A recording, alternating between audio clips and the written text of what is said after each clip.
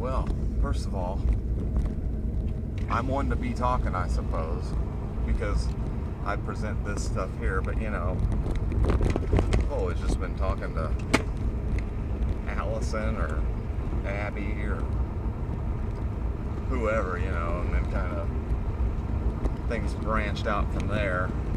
So initially, part of what sort of got me paranoid or whatever was the idea that people locally could see me crushing on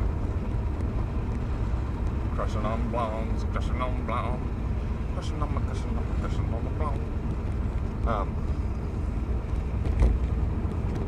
I don't mean to be a mean guy. There's something to observe here, kids.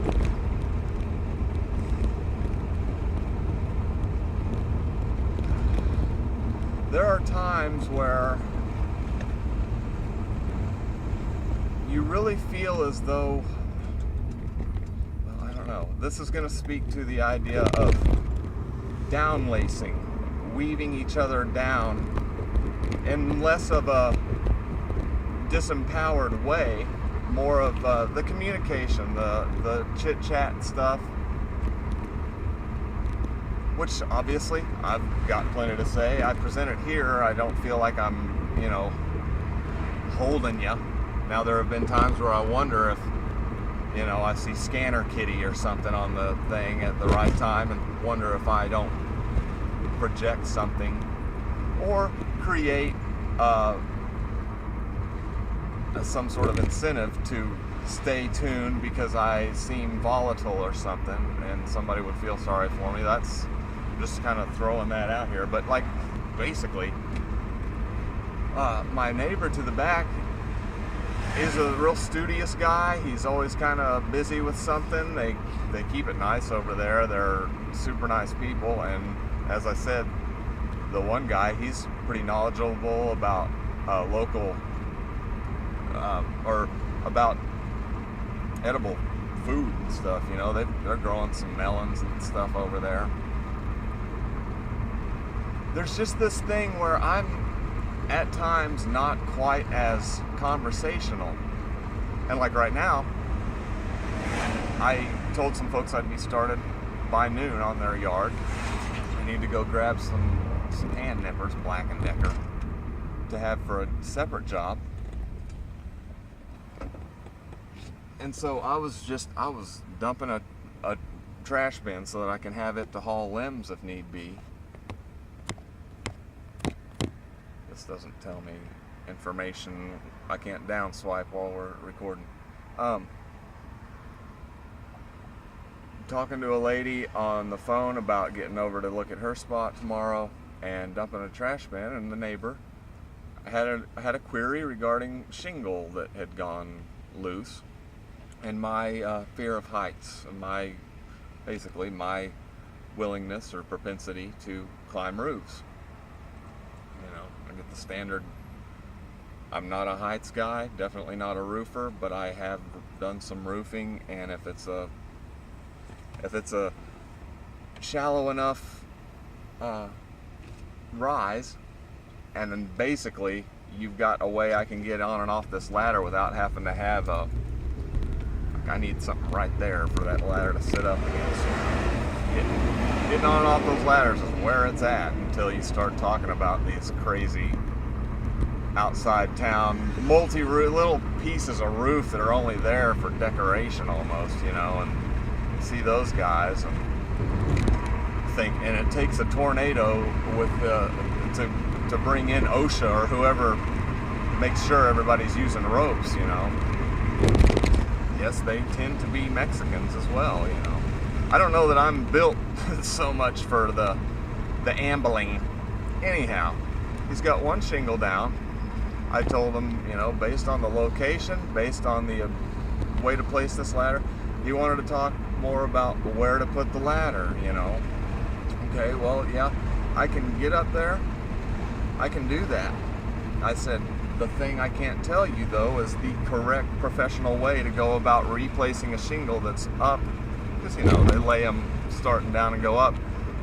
I'm going to have to lift in order to set back, try to get a nail in there without cracking the the shingles above, I can YouTube it and see if we can get a better idea of just exactly how to go about that. But so you understand, and his idea, you know, he's got some tar, we'll fill in the holes that where the nails pulled through, get it set as best I can, maybe have to shave off a little bit at the top or something to get it aesthetically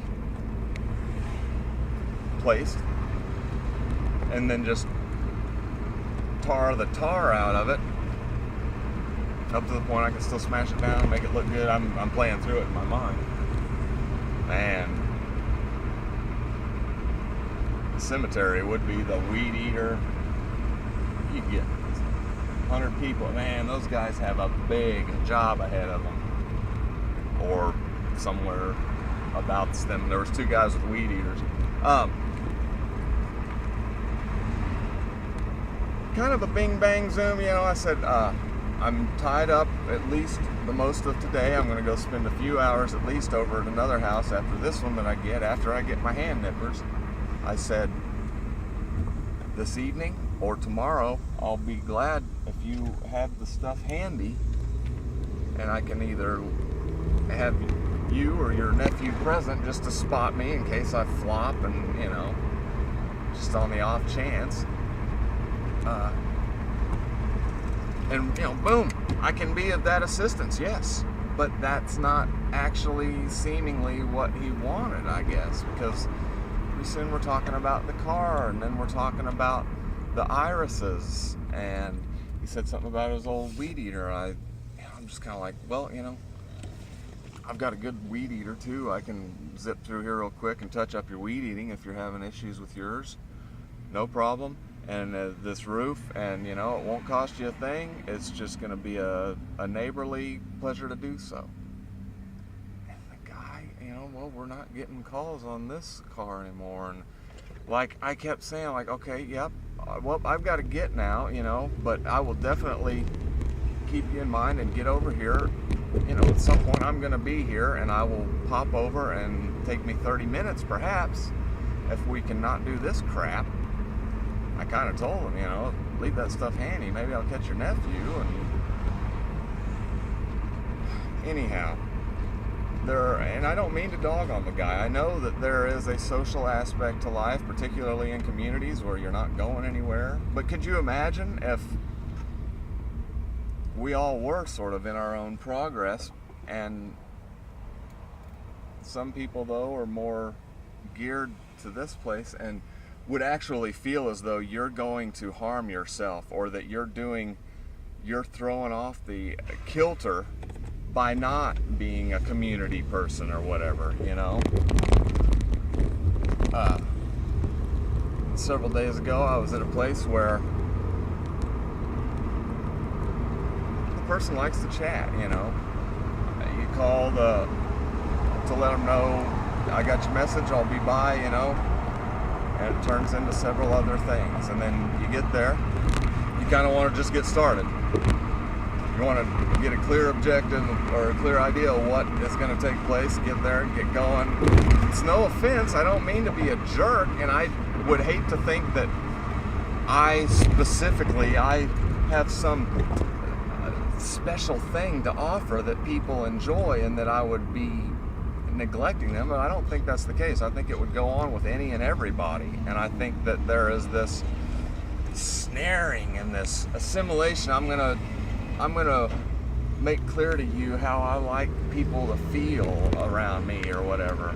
And it was a thing where he would come ambling up, and I would have my mower going or whatever, and I knew, don't make eye contact, don't look up, keep running this thing, because it's gonna, let's talk about this for a second. Now let's flip over here and spend 45 minutes talking about child molesters or whatever, you know? And it's like, God, I don't mean to be a jerk here, but it's like it's almost like there are times where it would negate what you do have to offer in terms of a physical ability, you know, to get something taken care of and do it kind of cheaper, perhaps, not be so to have some flexibility in terms of the sort of task you can take on.